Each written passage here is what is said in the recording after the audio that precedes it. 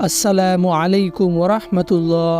প্রিয় ভাই ও বোনেরা, আজ আমরা জানব এমন 4টি ভুল সম্পর্কে যা করলে মহান আল্লাহ তাআলা আমাদের দোয়া কখনোই কবুল করবেন না। প্রিয় দর্শক, আমরা সবাই দোয়া করি, আল্লাহর কাছ থেকে সাহায্য চাই, কিন্তু কখনো কখনো আমাদের কিছু ভুলের কারণে মহান আল্লাহ তাআলার দয়া থেকে আমরা বঞ্চিত হই।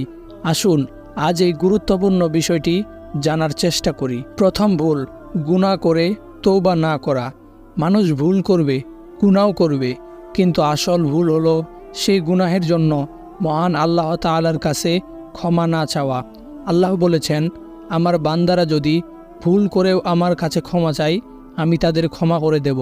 প্রিয় দর্শক, আমরা যদি কোনো গুনাহ করি তাহলে আল্লাহর দরবারে তওবা করা জরুরি, না হলে এই গুনাহ আমাদের দোয়া কবুলের বাধা হয়ে দাঁড়ায়। দ্বিতীয় ভুল, হারাম রিজিক গ্রহণ করা। মহান আল্লাহ তাআলা পবিত্র এবং তিনি পবিত্র জিনিসই পছন্দ করেন। হারাম রিজিক গ্রহণ করলে আমাদের দোয়া কখনোই কবুল হবে না। হালাল রিজিকের জন্য পরিশ্রম করা আমাদের কর্তব্য।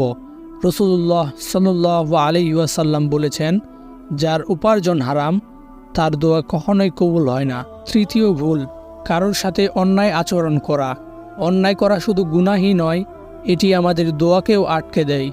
কেউ যদি অন্যায়ের শিকার হয়, মহান আল্লাহ তাআলা তার দোয়াকে বিশেষভাবে কবুল করেন।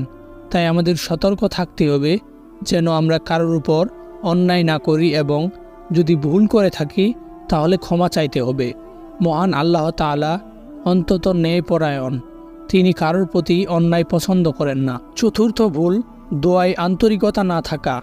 অনেক সময় আমরা মনের গভীরতা ছাড়াই দোয়া করি, কিন্তু আল্লাহ তাআলার কাছে আমাদের মনের আন্তরিকতা অনেক গুরুত্বপূর্ণ।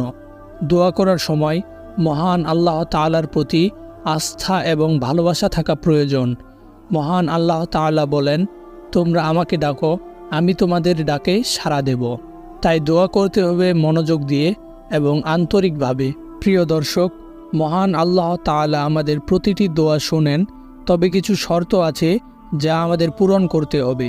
আসুন আমরা এই 4টি ভুল এড়িয়ে মহান আল্লাহ তাআলার নৈকট্য অর্জন করি।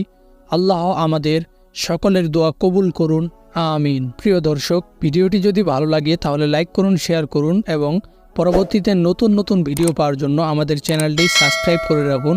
ধন্যবাদ।